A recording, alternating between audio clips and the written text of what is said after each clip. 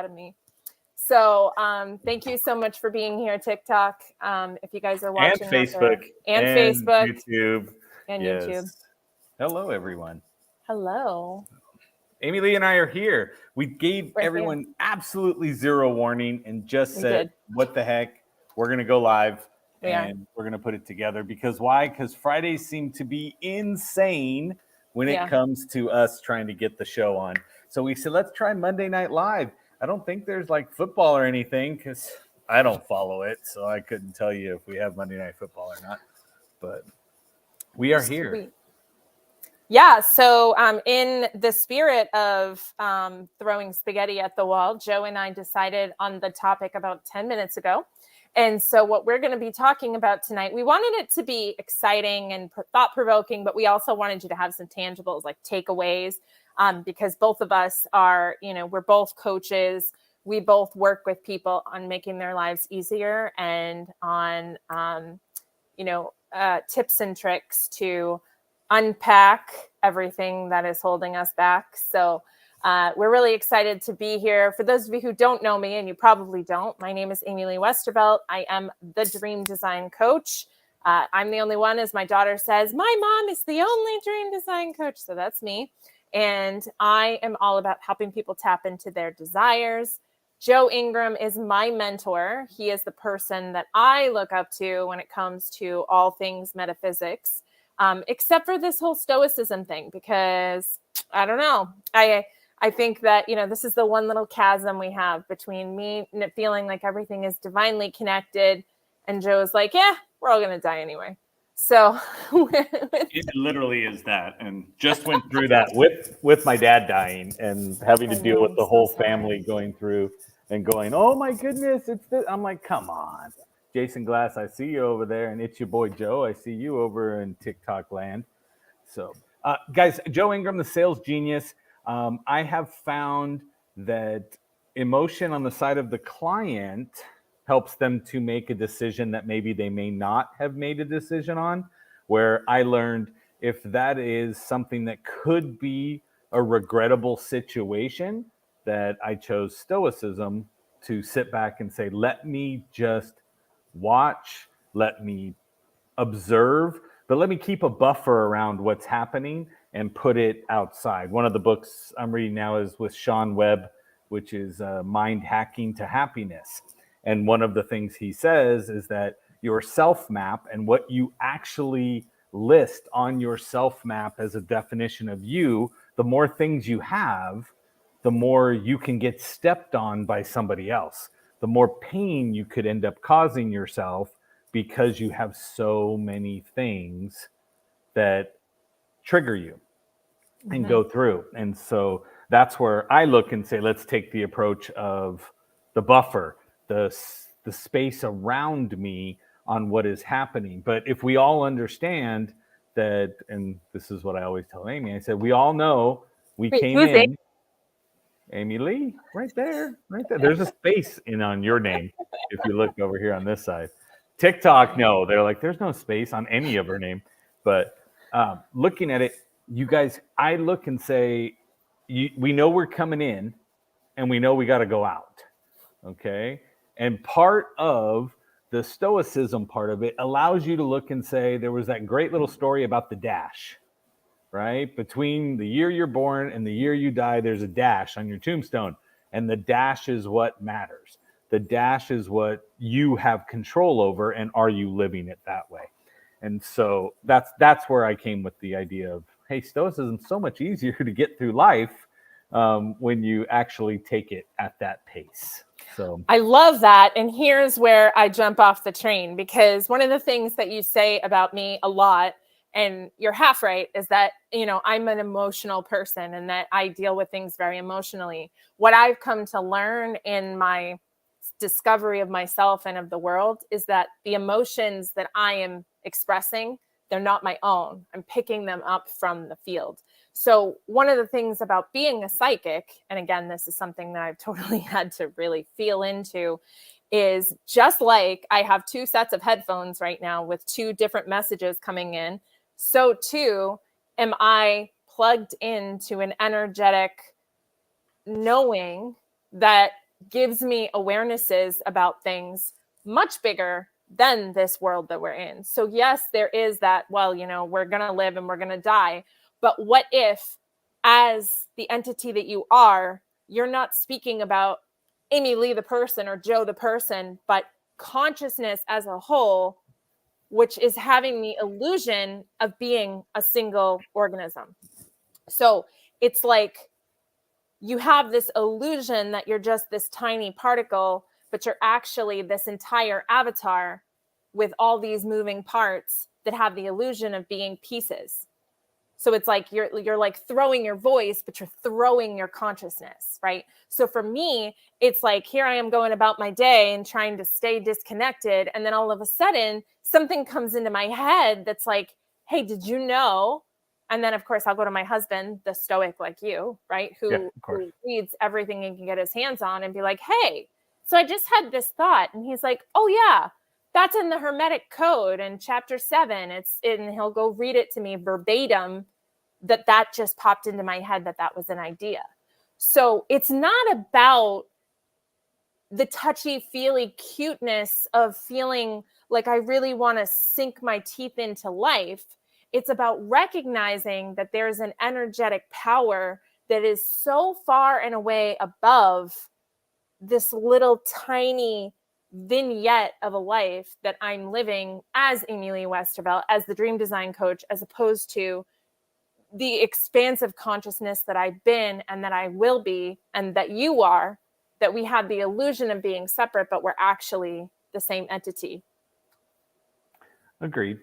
And so, again, I can look at that at the same time and say yes, but to me, I say we can actually just process it all logically as opposed to feeling our way through.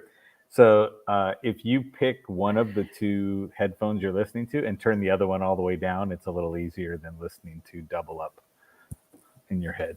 AmyLee. Oh, no, I did do that. But I mean, okay. Like I have my own consciousness and then I've got the connected. No, this is great. This is perfect. Okay. This is the way to do it. And you've taught me and now I'm good. So we won't have that problem anymore. Fantastic. So the topic that came to mind today was, as we were going through and talking earlier today or texting earlier today, was stress, right? What's the bearing that stress has on your life? And what is it that is it doing? Is stress a good thing? Is stress a bad thing? And so this is one of the topic points that we stopped. And I said, you know what? This affects everyone that we know. It affects all the people that'll be watching out here. But to sit back and say, how do you deal with stress?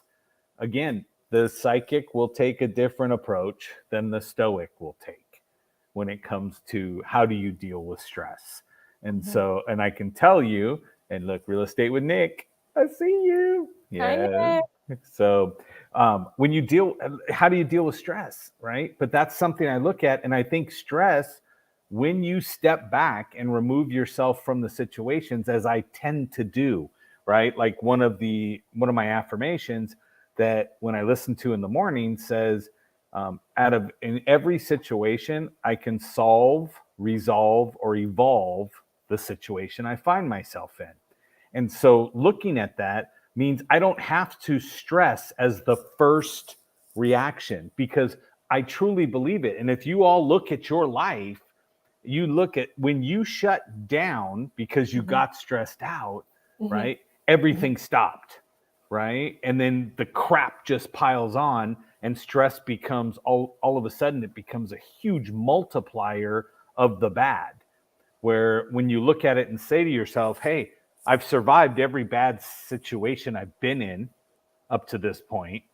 So if I've survived everything, I have 100% track record of succeeding through all the bad crap that comes at me. But it doesn't have to be bad crap. What happens is, and this is my perspective, we get something that comes into our life, a situation that comes out of what we expect.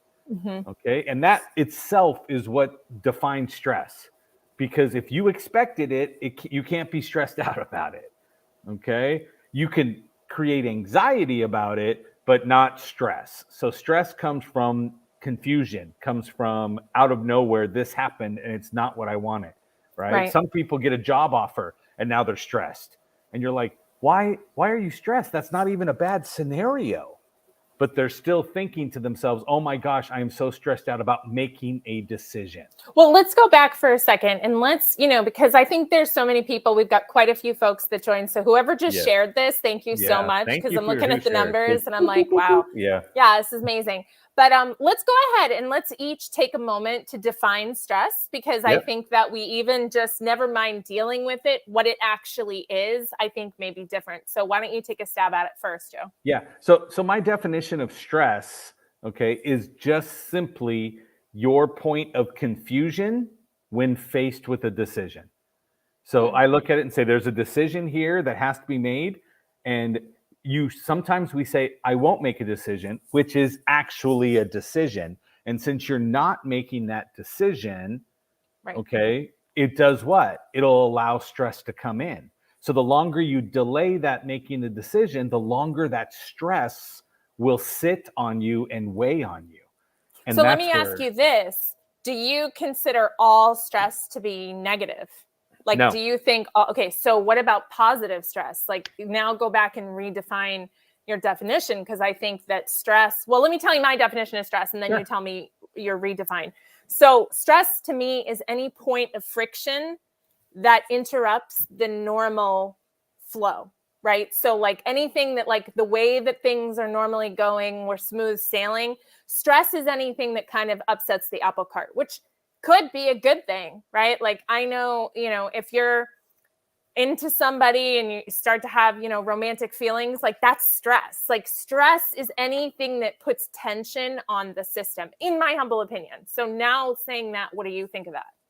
So I will tell you that to me, stress is also, again, when you got to the point of I'm feeling something for somebody, okay, that's still going to be, stress is only good or bad based on the value you place upon it. It's the same scenario. It's, I have feelings for someone. Should I act on it? Should I not?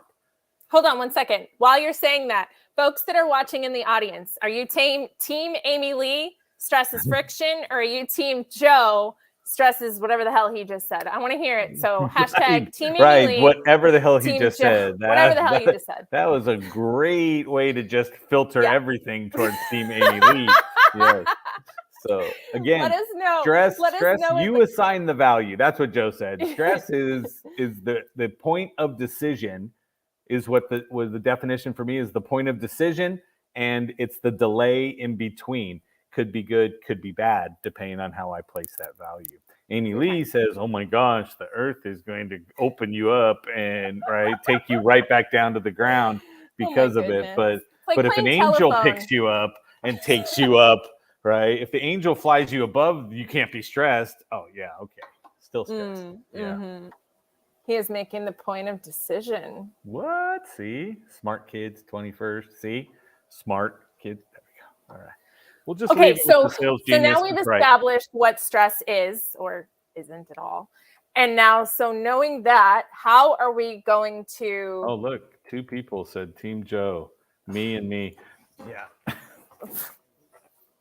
Yes. So glad you're on your own payroll, Joe Ingram. Yes, it's true. Okay, so how do you, Mr. Stoic, how do you deal with stress? As far as dealing with stress, to me, again, I know the second I make the decision going forward. So to me, the only point of stress would be when I stop to weigh out the 2 decisions I have to make. Okay. So if it comes, all of a sudden I come in and go, oh, I have a decision to make. What am I going to do with this decision? I'll stop myself, okay? Because under stress, most people don't perform well, okay? Right. I myself think, oh yeah, I do perform well under stress, right? I like to control the chaos is what I like to think of it. But I look at it, and to me, it's just an opportunity to step back, focus, right? I do a Benjamin Franklin real quick and say, plus, up or down, go through. I got the same situation is going to be for either side. I'll map it out and I'll go through. So the stress is only momentarily while I know that I have to make a decision. Once I start taking action to decide where the decision is going to go, the stress gets relieved. The only time you have to apply stress to yourself is if there's a countdown. that's going on, right? Why do we do this on sales pages, right? You got to make a decision in the next 3 minutes. Otherwise, this goes away. Don't you like advocate for that as a salesperson? Because I know you're going to make a bad decision if I can get you emotional. Okay, that's what Not I a know. bad decision, Joe Ingram. You take that back. You will. I'd rather somebody sat down, looked, and said, "Let me evaluate everything," and go, "Boom, I want to do this." Right? I want to do this. So I will push somebody out and say, for those that, okay, again, my belief is my programs are fantastic. My programs will build value and get somebody to do it. So if I can get you to go forward, okay, because there are a certain percentage of the population that cannot make a decision unless there is a time constraint. Their answer, again, if you don't know, right? That's why go to a weekend event. When does the sale end? At the end of your weekend. Okay, because what? Law of diminishing intent. So again, I look and say, I will put it out there because I believe if I build enough value, you'll click and say, yes, I'll go do it. Right. I know other people need that to do it. So then I'll click on the other side and I'll say, okay, now I'll put a time limit on it and say here. So I'll grab more people to do that. Okay, because of I need to help them get through that point. Understand, other people look at it, get stressed out, shut down, and bounce off your page. Right. And again, I took it more towards the sales side. Just I'm like, so you alleviate stress by boiling them alive. Got it. Right. Exactly. Yes. I don't understand why that doesn't make sense. I know, right? So I think for me, the thing that really helps with stress is getting back into the moment. So I find most people try to project themselves into the past or into the future. Into the past, it's all about what they didn't do, and it's regret and shame and sadness. And when they try to project themselves into the future, it's fear and anxiety and worry. So what I train people to do and what I've trained myself to do is when I start to get into a tizzy about something, it's not happening in the moment. I can guarantee that nobody is on fire when they contact you, or when you're contacting someone, you're not on fire, right? Because if you are, you're looking for water. You're not looking for someone to tell about your problems. So at any moment, all you have to do to escape that stress feeling is to get back into the moment and into your body. When you get back into your body, you start to connect, and all of, like that mind-body connection starts clicking together. And now all of a sudden you're recognizing your resources, because the only place that you have power in your entire life is right now in this moment. You can't do anything anywhere else. So if you find yourself getting stressed, if you find yourself connecting to anxiety, connecting to fear, to regret, the chances are you're not in the moment. And the more in the moment you become, the more even keel that emotion becomes, the more that stress has a sponge to connect to when it happens. And you go, okay, well, I just got to get centered and in the moment. This is why people talk about being in your power.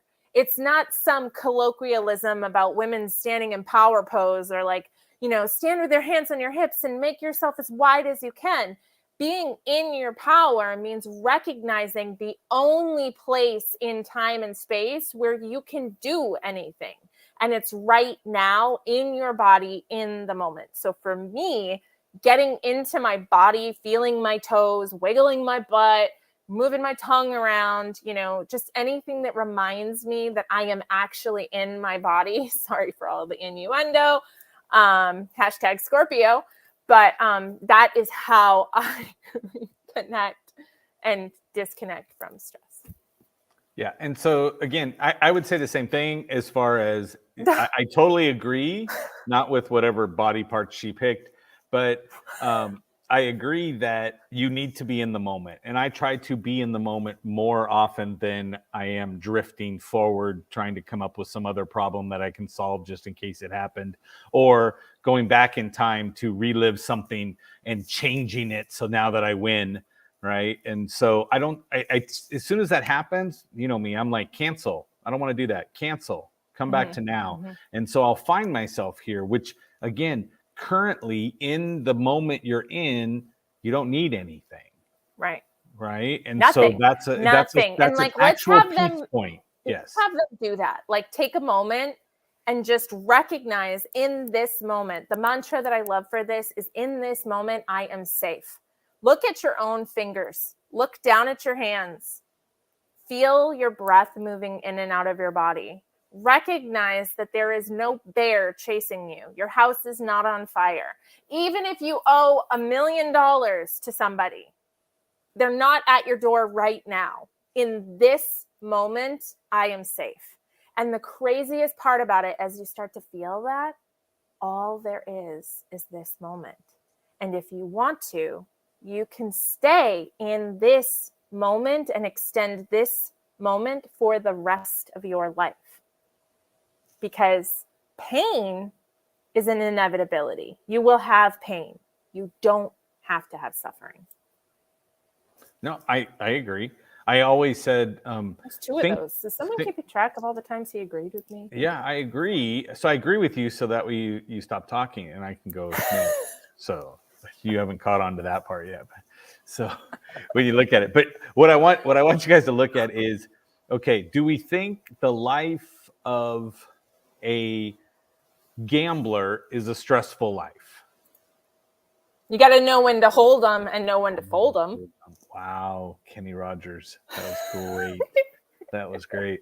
So if you look at that, what is it that the gambler is chasing, right? And it's everybody with an addiction that's out there. What are you chasing? Okay, you're chasing what? You're chasing the moment. You're chasing the moment of now. Okay, so what happens when if you're in Vegas and you got that ball going around the roulette wheel, okay, or when the dealer's turning over that card, you forget about anything in the future. You forget about anything in the past, and you focus in on the moment. You're and like, bet it all on blue. Yeah, don't listen to that. Okay, black and red. I'm sorry, there is no blue. She's at Circus betting on something else that we have never played, evidently, that's there. What I want you guys to understand is that everyone's chasing that one moment. And the fact that you're chasing the moment is why it escapes you. Okay. And so I look at it and say, when you're calm, do you make better decisions than when you're stressed? I'm going to say, yes, you do. Why? Because you can make a decision from logic. You can back it up with emotion once you've logically had it. But I will tell you, a majority of my bad decisions in life came from jumping emotionally before thinking logically. And to interject into that as you continue, my version of that is tapping into your higher self. So you've got two sides of your consciousness, your human self and your higher self. And your higher self is the one that's seeing everything from a 30,000 foot view. So when you disconnect from the stress, you tap into that collective consciousness that can give you advice from a third person point of view. Second person, third person. Yeah. Who's the second person? Is an outside? Is that what it is? An outside perspective? I guess so. Yeah. Well, remember, inside you, there's you, right? And then there's your ego. Right. Okay. So then that would be the third perspective coming down, because your ego believes it's you. And that's where most of us get hung up in, is that we buy into the story that our ego is ourselves. But one of the things, if you've ever sat down and said, I don't know why I just said that, right? And it's typically with you trying to defend something, right? Mm-hmm. It's you trying in an attack posture to go after somebody. And then you stop and go, I don't know why I said that. Okay. You said that because that was the egoic mind going through. Narcissist. Right. And so we know one or several, but in looking at that, you have sat down now and you've said, okay, I'm going to attack. Well, that's the egoic mind. And then when you stop and say, wow, I can see that wasn't really me, right? That wasn't really me, and to do it. So like, can you touch your fingerprint? Right? You can touch your fingers together, but you can't touch your fingerprint because your fingerprint is part of your finger. So you can't say I'm touching it, when I do these things, right? So my fingers touch, but the fingerprints, because it's part of it. So then how can you see yourself acting incorrectly? How can you see yourself? No, you're the observer seeing the avatar of the human. Right. That's exactly. And so to look back and say, okay, great. It's not To very me, stoic of you, Joe. no, as a Stoic, you step back continuously. As a Stoic, I don't have to get involved in that front battle of the egoic mind. I can step back and say, I can see how this would upset me. I can see why this upsets me, as opposed to me sitting back and going, jump, attack, and go through. So as the Stoic part of me who sits back and says, what is the logical explanation? I can come back, find the logical explanation. I can find what's going on, what's happening, and what is actually going to do, because I am not the fingerprint. Because I realize I'm sitting back looking at the control tower now, and I'm looking at all the buttons and going, oh yeah, so-and-so who's over there on ego keeps pushing the button and keeps going forward, and I just need to fire that guy to pull him back out, because that's the guy who takes you out of that moment you're chasing, right? Where you wiggle your toes and butt.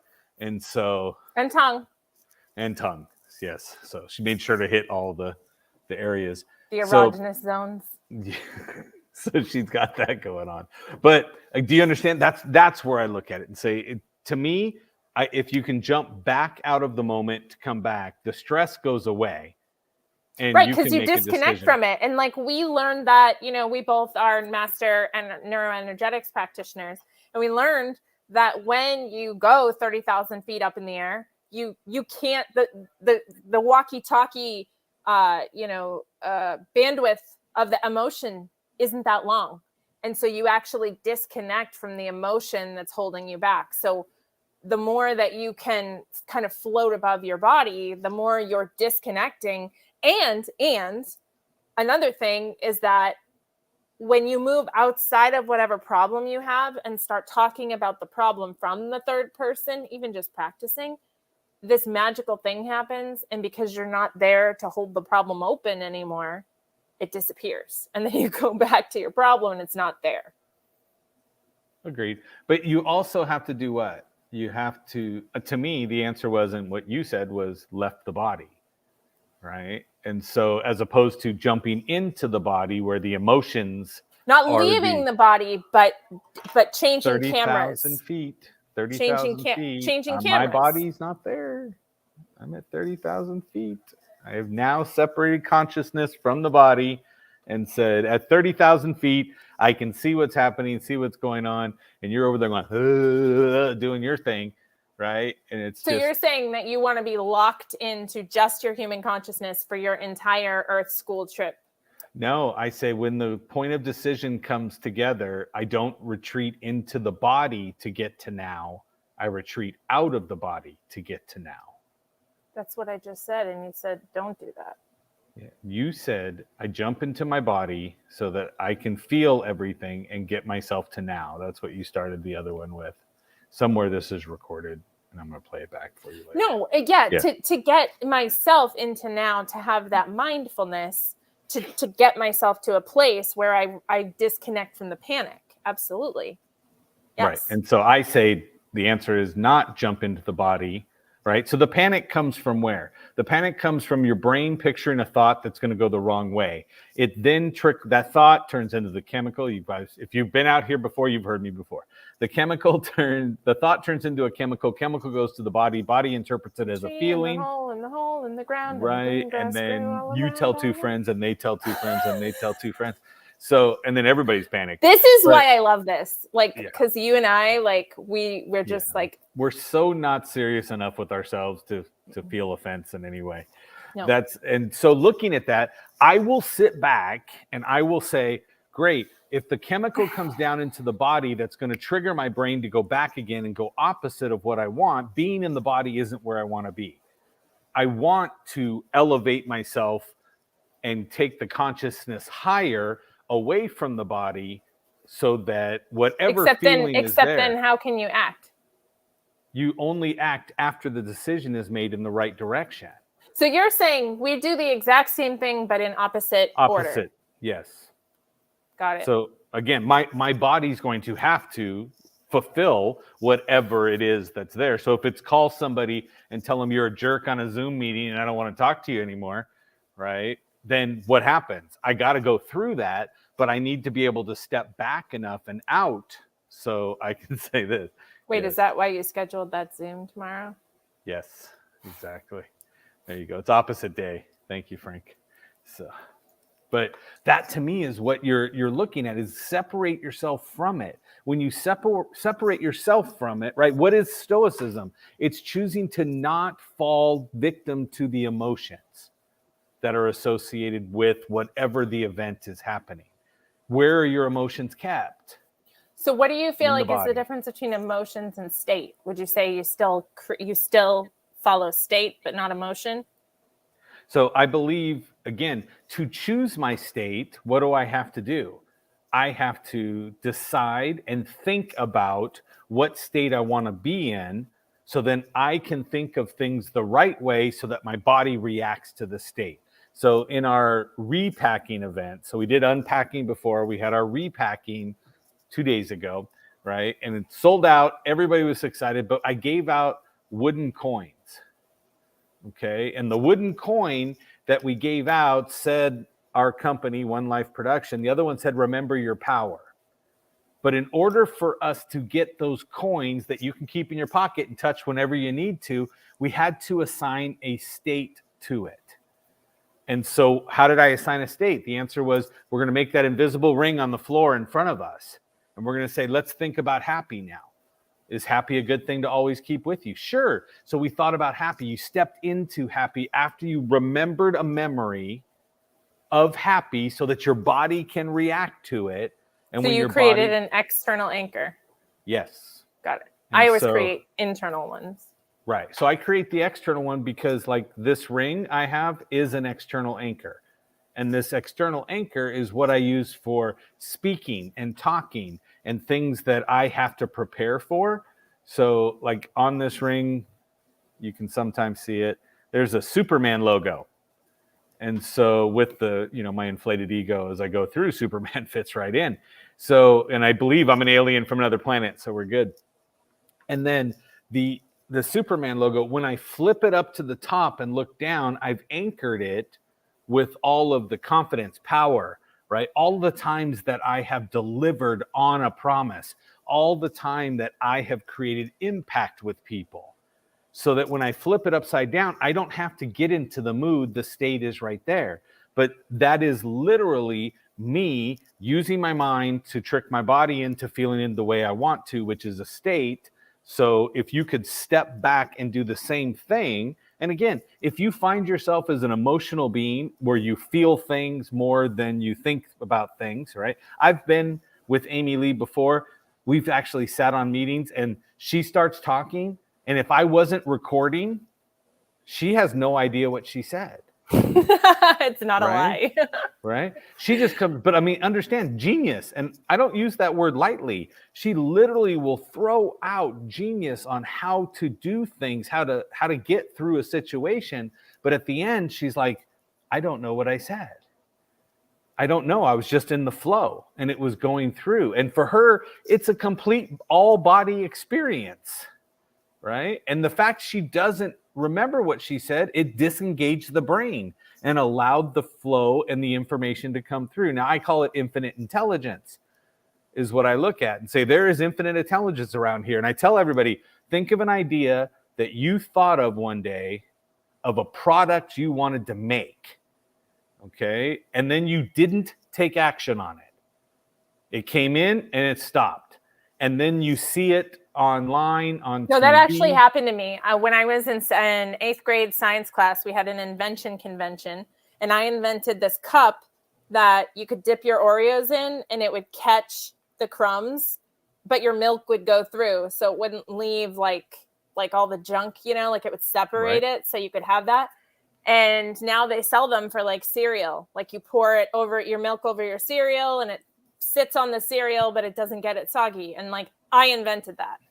Fantastic. Yeah. And I've invented a whole bunch of stuff that comes out later, because to me, infinite intelligence is this here, boom, because you're connected, because you can separate consciousness, right? All of a sudden, so I look at it and say, if infinite intelligence travels at 30,000 feet, right, like the jet stream, I have to raise my consciousness enough to get into the jet stream. When I get into that intelligence stream, boom, hey, Kellen. That's going to hit. Look, it's Kellen over there too. Yes. So as we come in, as you get into that flow, right, which is what you get into, it comes through. Now you get hit with an idea. When that idea does not take action or manifest within your actions, the infinite intelligence just throws it to the next person. Right. And that's so in her book, Big Magic, Elizabeth Gilbert specifically talks about a book that she was writing, and she went to a conference, and you know how they do that air kiss thing with like European people where they kiss on both cheeks? She did that with some lady, and this idea that she had for a book that she didn't finish, that woman then came out with that exact story, that exact book a couple years later, because that idea literally jumped like a little lice, like a louse, from Elizabeth Gilbert to this other woman. And this whole book is about how ideas are living, breathing creatures. And if you don't take action on them, they will find the person who will bring them to life. Okay. I agree. I just don't like living, breathing creatures as your graphic to decide that this is like the idea. They're like little balls of energy that are in the air that are like have their own consciousness. Yeah, agree. I believe to me, it's infinite intelligence drops it off, right? And it's a bouncing ball. It throws it at you. It hits you in the head. So if you don't think catch the thing itself is the consciousness? No. I think it's the idea that was created, thrown out. If you catch the ball and do something with it, it stays with you and goes forward. But if it doesn't, it bounces off your thick head and goes off to somebody else, right? Did you just tell me that you're rubber and I'm glue in like a subconscious Stoic way? Yes. And it's pretty impressive that you felt it enough to acknowledge it. I like it. So I'm pretty sure that Annette is saying that's awesome to something I said. She was saying it was awesome that I'm such a genius, that you said you don't use that term lightly, which is a crock of shit, Joe Ingram, because you say that word every single waking hour of the day. If you could, you would trademark that word. So I would actually use it as a call sign for my own business. Yes, I would. But she said decide and evaluate myself. So that makes sense. She was copying. Yes, she was. She was. The two of us are fantastic. Chaylee, thank you. Oh, thank you. So she just said nice just because she wanted you to see there. So. Oh, thank you. You're both Annette. awesome to listen to. Yeah. The other comment that she had on some other platform said, but Joe's better. I thank you, Annette, for saying that. AmyLee can't see it as it comes through. Except AmyLee is psychic, and she saw it before it came in when it wasn't true. Yes, but she doesn't believe it, so it bounced right off, and I caught it. So, but yes, it's a true statement. But guys, stop and understand that to me, your stress is in your head. If you want created it. You created it. No, listen to me. I'm the one that doesn't listen to Hey, others. Megan. You listen to me. So, Megan Watson, hello. I want love you guys her. to understand. She's such a sweetheart. She is, and she's a conspiracy theorist. What does that mean? It means but she's been right this whole time. I feel like you feel. I think she feels. Yes. I feel like maybe they can't call us that anymore. Like, if we jumped the shark on the conspiracy, like, how many more things do we need to get right years ahead of time with the exact precision before it's like, I mean, aren't they sick? Aren't they sick of like being wrong? Like, aren't they sick of being wrong? You remember what happens is we said something, right? So separate ourselves from what we've said.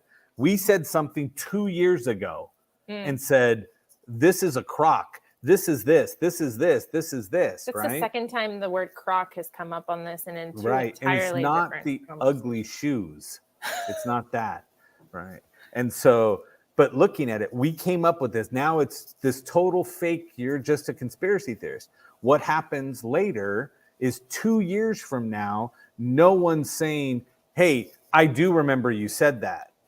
No, it's total gaslighting. And I don't care if Yeah. people say we don't know what the term gaslighting is. We absolutely know what the term gaslighting is. So to me, it's the egoic mind refusing to accept that you were wrong after you ridiculed somebody. What gets me is that my family and stuff will be like, you should be careful what you read. I'm like, what about if it came directly into my brain from source? What about if the reason I started researching any of this was because I was told by something in my brain to look deeper, or wherever it comes. Maybe it's not my brain. Maybe it's my ear. I don't know. But how do you explain me being influenced by anything if that's how that came to me? Right. But again, I can also say that just like everybody who's on the other side calling conspiracy theorists, calling them conspiracy theorists, the thing is that they are subconsciously fed, just as we all are. It's just whether or not you have reached a level, right? And for me, the separation from the feeling allows me to look at what's happening and see it for what it is.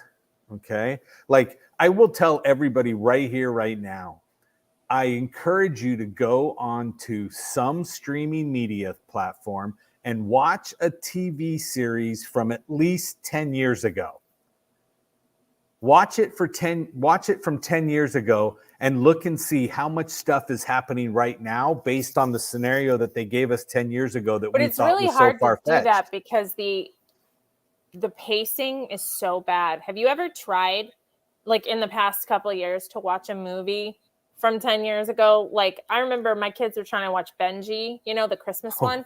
Oh, Netta made me watch that too. And I literally probably because she was talking to your kids.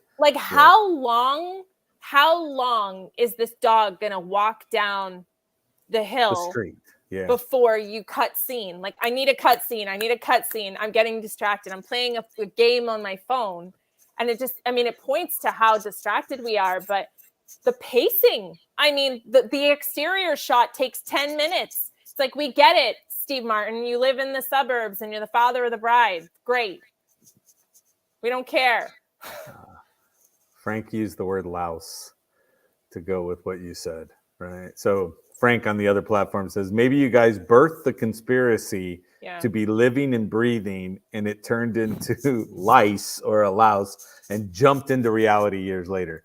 Okay, it still makes us right as long as you look back on it. But because emotionally you don't want to feel that you were wrong from before, because that's the egoic mind, the answer is you say, no, that wasn't it. This is new information.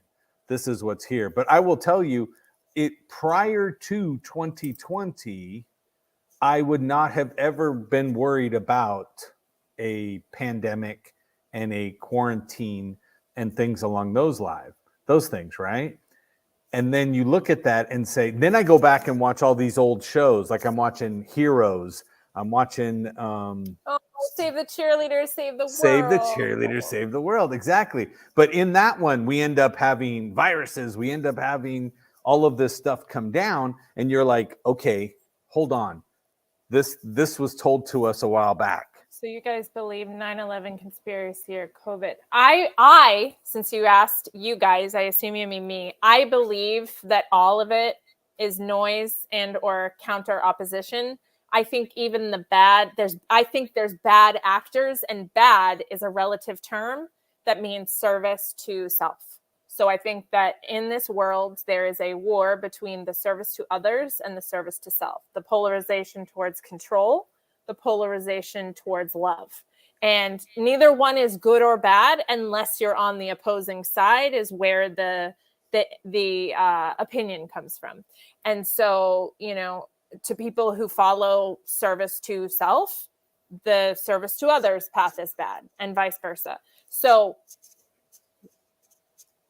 do those things exist? 100%. Do I have an opinion one way or the other on them? In weak moments, yes. But in the greater scheme of things, it doesn't matter. No, to me, I look at it because, again, I used to be stuck sitting in it and feeling it And if you I get remember stuck because you got feeling me it, stuck in feeling in it. yeah, exactly. Again, I was angry all the time at Yeah, you what were. it was. Now that I have chosen to The separate stoic it, path. thank you, ladies and gentlemen. Be stoic. Yes. When you look at that, to me, Stoic Trent, soda. what I did was I chose to take emotion out of the equation. And when you look at it, I will tell you flat out, everything you look at is manipulation. Everything.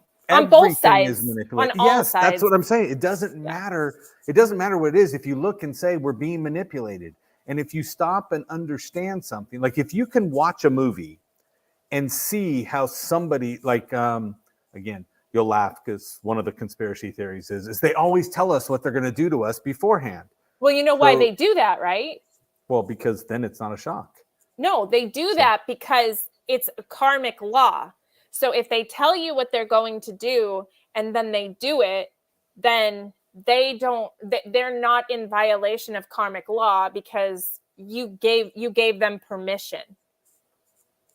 So what that means is that if they say, hey, this is what we're doing, and they put it right out there, they're in alignment with karmic law. If they do it and you don't know, then that's when they're violating the karmic law. That's why they come out and say exactly what they're doing.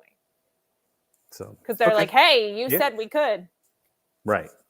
When we throw it out there, nobody objected. So therefore that's blind acceptance and you went forward.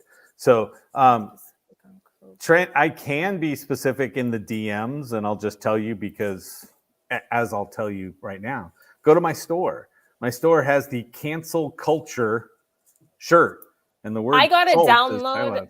I got a download in January of 2020 that said, if you thought the Super Bowl halftime show polarized people, hold my beer, because there is and I have it, there's a recording of this in my Facebook group. You could watch it and the date, it's time stamped and everything, that there is going to be a shadow event that the likes of which we've never seen in our lifetime, that is going to pit people against people that have never been pit against each other, that have been on the same side, and that it is going to completely call everything into question, and the whole world will be thrown into a fear spiral. And when that happens, you're going to have to understand and go within, because that is where you're going to find your truth. And that was in January of 2020, way before COVID ever hit. Right. And again, I would say go look up Event 201 and go through, and then realize just last year we had another similar event that went through where everybody happens every 2020 of the year, right? It happened in 1920. Yes, but we just had another one that was put out. And so if you look at it, we are legit, as AmyLee said, we go do an event where we say, what would happen if this happened? How do we play it out? Then all of a sudden we come find that it happens. Okay, so it's amazing how we we're batting 1,000 when it comes to setting ourselves up to handle something that's coming.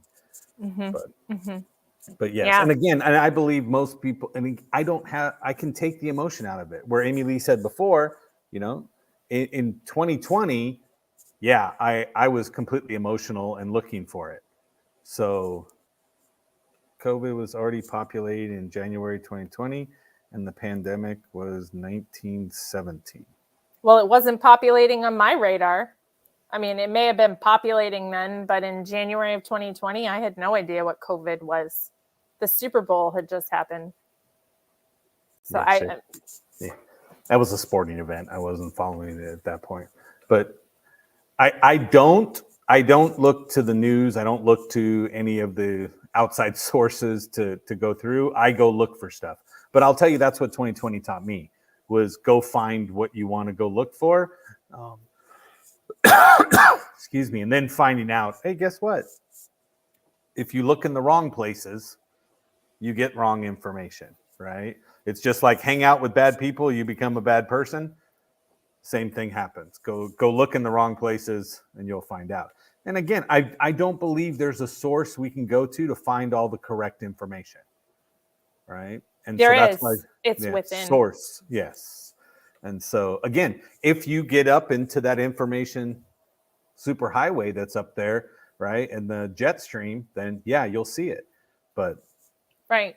And that's kind of what it comes down to is, you can get into the nuances of who did what and what election was what and all that. And Joe and I both we have been through we have combed through the minutia, and all we've ever found is that on the other side of it is frustration and, gaslighting and all these other things. And it's just not worth it. And so how can we make an impact from where we are? Because if we see that outside of ourselves, it's going on inside of ourselves. So how am I suppressing myself? How am I violating my own sovereignty? How am I lying to myself? And so these are all things that I had to come to terms with and continue to come to terms with. And that's why these events, be they, pandemics or tragedies or whatever, on a macrocosmic level, on an existential level, they exist to force us to look at these things inside of ourselves, I think. Well, and again, so for those of you on TikTok can't see it. So, Trent, we can go back and forth, and you have your beliefs, we have ours. We can go back and forth and make it something where it becomes actually emotional. I don't think it matters. I'm thinking of it on a level that doesn't even. I'm talking about it from a historical, esoteric level. I'm not getting into the minutia of who did made what. It. Yes. Who made it? Did it evolve? Did it come from something else? Yeah. We can go down that road, and then you get into, chasing little letters, and who's going to invite you and tell you what's going on into the secret passageways. Or the telegrams. Remember the telegrams that it was like, hold on, there's a link. And it's like, and you know what, Joe? I think this is a great thing to close with. At the end of the day, play it out. Play it out that we were right. Play it out that this person gets their comeuppance. What changes in our life? We get to say, I told you so. Right. What changes in our life? Nothing. Nothing changes. It's the truth. And again, the answer is, and look at it and say it's manipulation. I'll throw out both sides. It's not even manipulation. I mean, yes, it is manipulation, but even more so, it's energy harvesting. It's taking the energy that we're putting towards it and sucking that into, if you believe in, what are they, the Nephilim or Archons or what, going back, really going back to the alchemical service to self and service to others. We're talking medieval stuff. It's energy harvesting.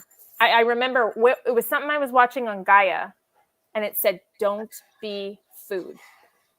And that stuck with me. Don't be food. No, and at the same time. So again, if you look at all the questions, Trent, I can take your questions two different ways. That you and I have the same belief system, right? Or you and I have an opposite belief system. But what I'm doing is not throwing my energy into it. Right. Right. And that's where I look and say, no, I'd rather separate myself from high above, because I can go emotional if I want to. I just know that it's not going to be the best exchange. And I do believe I then would be feeding into something that neither one of us are going to want to say that was a great exchange of energy. Well, it depends on who the person on the other side is, because sometimes they get off on that. And I'm not saying you do, but I'm saying both of us wouldn't go, wow, what a great exchange. Right. Right. One of them could be going, that's right, I got it. Right. We know there's always somebody out there trying to attack somebody.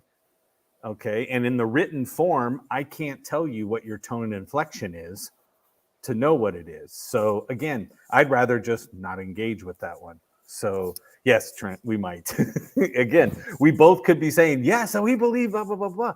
But again, I also look and say, I am going to say with confidence that I couldn't find enough information to completely 100% bet my life on the solution and say, this is the belief I choose to die on that hill. But at the end of the day, does it even matter?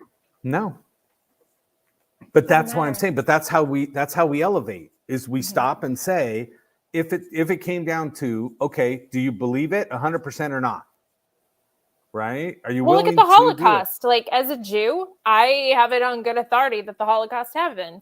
But there are a lot of people that are Holocaust deniers. Is there any way that I am ever going to be able to comb the globe and change the mind of all these people? Yeah. every single one, so that there are no Holocaust deniers left? No, it's not possible. Could I have 100,000 conversations and still not get halfway there? I couldn't. So I have to learn how to be comfortable in my own body, that it's okay that I know that it happened. You know what I mean? Right, so, absolutely. No, but again, right. To And me, I'm that speaking becomes out loud. yeah, but Right. to me that becomes easier if the emotion is taken away. Oh, absolutely. But at the end of the day, does it matter? Does it matter at this point? Are we suddenly gonna reincarnate 100 million people? Sorry, I was reading and listening. 6 million. I know it was 6 million. Are we going to, suddenly reincarnate 6 million people that died because everybody suddenly agrees? No. So does it matter? It doesn't. And what did he say? Again, have me on the show, I'll tell you. Right. But yes, it does matter what our truths are. Truth is relative, just like ethics. Yes. Holocaust deniers are unintelligent people. No, but that's what he's saying. That it doesn't matter what our truths are, right? Because again, that is so based on you and what you're. He's saying it does matter. I'm saying it doesn't matter. Oh yeah, I don't think it. To me, it's going to change on everybody. No, it doesn't. It does not prevent the next Holocaust at all. There you go, Annette. Your truth is your own, and you use your energy in a positive way. Tell that to the ethnic Albanians. Tell that to Slobodan Milosevic. Tell that to the Hutsis and Tutsis, or the people in Africa that were ethnic cleansing happens all the time. Anyway. Right. Look at me getting emotional. Yes, look at that. And I'm coming back to say, let's be logical. But I believe the answer is everybody has it within them to choose to do what's right and wrong. The part that rubs everybody the wrong way is what your definition of right is or what wrong is, depending in that scenario.